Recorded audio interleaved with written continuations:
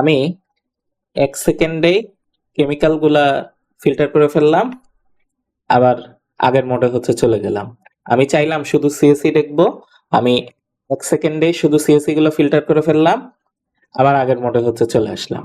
তাহলে কিভাবে আমরা এক্সেলে বিভিন্ন ডাটা এরকম অনেক দ্রুত ফিল্টার করতে পারবো, তো সেটার জন্য আমাদের একটা সেটিং অন করতে হবে।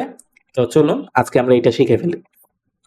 তো প্রথমেই আমাদের জানতে হবে যে ফিল্টার, আমরা তো ফিল্টার করতেই পারি, আমাদের এক্সেলে একটা অপশন আছে, সেখানে গিয়ে আমাদের ফিল্টার অন করা যায়। তো ফিল্টার অন অফ করার একটা শর্টকাট আছে, যেটা কন্ট্রোল শিফট এল। এটা আমি ক্লিক করলে, কন্ট্রোল শিফট এল প্রেস করলে আমার কিন্তু এই যে প্রত্যেকটার উপরের রোতে এরকম ফিল্টারের মেনুটা চলে আসবে। বাট একটু আগে আমি যেটা দেখালাম যে খুব সহজে দ্রুত আমি কিভাবে যে কোনো একটা, ধরেন শুধু সিএসসি বা শুধু আইটি, শুধু সি, এটা কিভাবে দ্রুত আমি নিয়ে আসতে পারবো। তো সেটার জন্য আমাদের যে অপশনটা অন করতে হবে সেটা auto filter. Auto filter normally enable থাকে না, আমার এনাবল করে নিতে হবে অটো ফিল্টার। কিভাবে করব? আমরা ফাইলে আসব, নিচে দেখব অপশন আছে, অপশন অন করে দিব। এবার অপশনস এর মধ্যে আমরা খেয়াল করব এখানে আছে কুইক অ্যাক্সেস টুলবার। আমরা এখানে চলে আসব।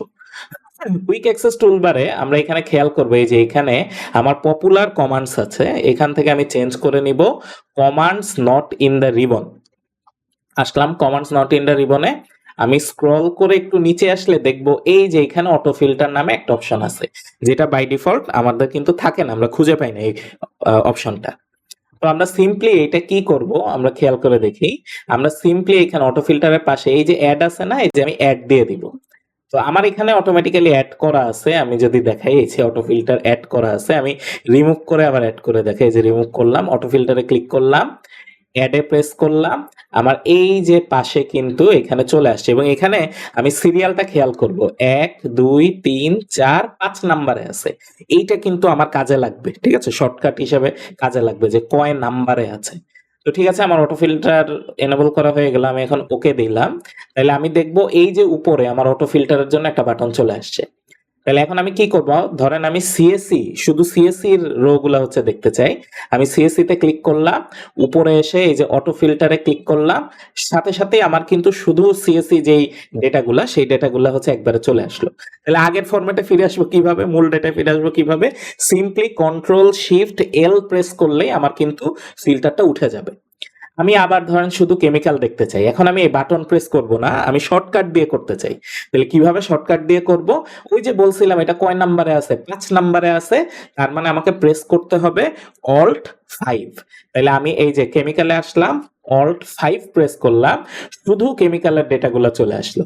আমি যদি সেকেন্ড লেয়ারেও করতে চাই যে কেমিক্যালের মধ্যে টিয়ার 1 কতগুলো আছে, আমি সিম্পলি এই যে কেমিক্যালে অটো ফিল্টার অবস্থায় টিয়ার 1 এ ক্লিক করলাম, এই যে কেমিক্যাল তো আছে, আমি টিয়ার 1 এ ক্লিক করলাম, আবার আমি অল্ট 5 প্রেস করলাম, আমার এখানে কিন্তু সেকেন্ড লেভেলে চলে আসলো, কেমিক্যালের টিয়ার 1 কারা কারা আছে সেই ডেটাগুলো চলে আসলো। আমি যদি আবার আগেরটায় ফিরে আসতে চাই, আমার মূল ডেটায় ফিরে আসতে চাই, সিম্পলি আমার ফিল্টার তুলে দিব, that means control shift L press করব, আমার পুরো ফিল্টার উঠে যাবে। তাহলে এইভাবে করে আমরা কিন্তু এক্সেলে কাজের গতি বাড়াতে পারবো এবং খুব সহজেই বিভিন্ন ডেটা আমার অটো ফিল্টার করে ফেলতে পারবো। তাহলে এটা একটা সিম্পল এবং সহজ ট্রিক।